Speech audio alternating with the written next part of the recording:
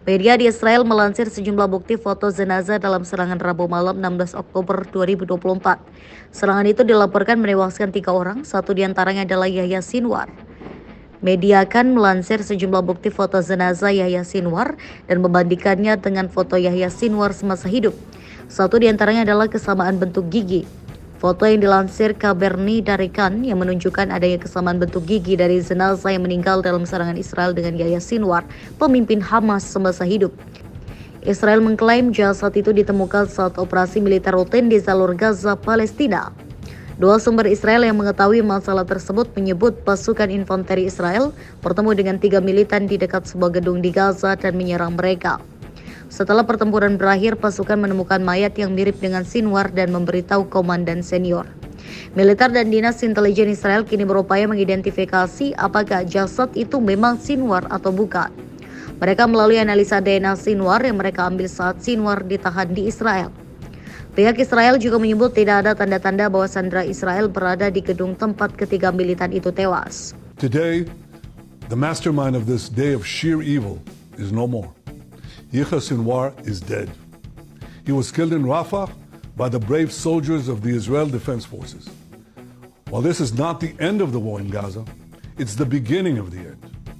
To the people of Gaza, I have a simple message. This war can end tomorrow. It can end if Hamas lays down its arms and returns our hostages.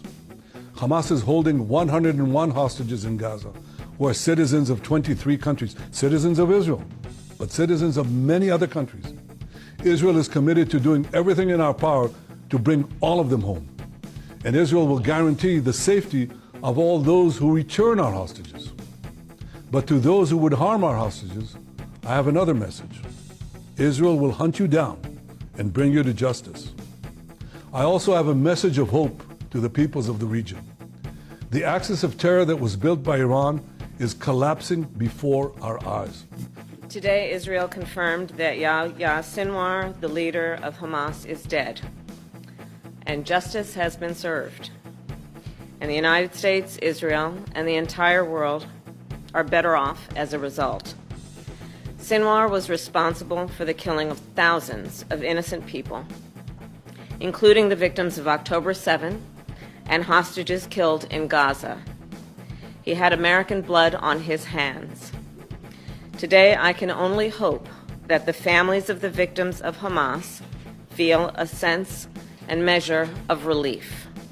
This moment gives us an opportunity to finally end the war in Gaza.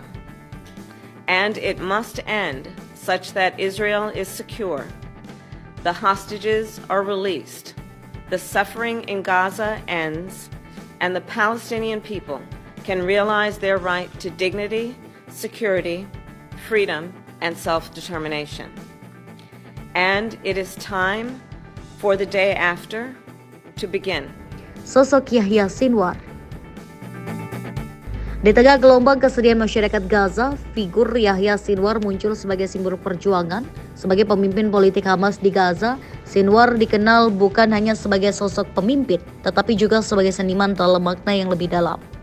Melalui strategi dan taktik, dia mengubah narasi perjuangan Palestina menjadi sesuatu yang penuh makna dan tujuan.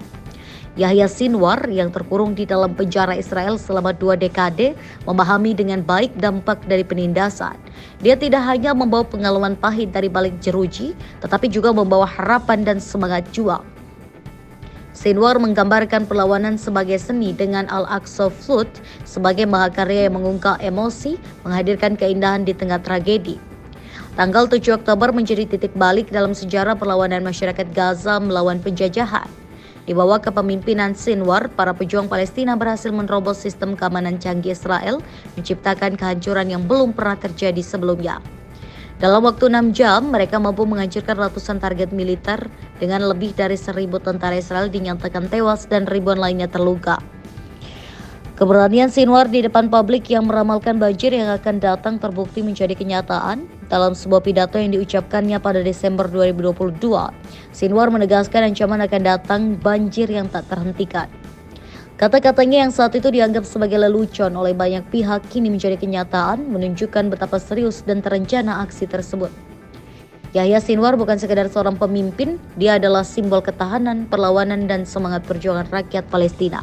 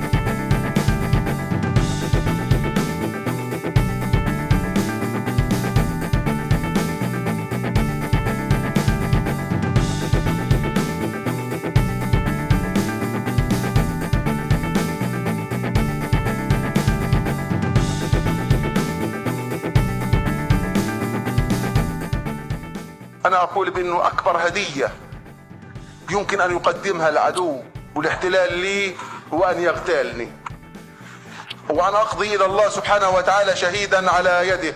أنا اليوم عمري 59 سنة.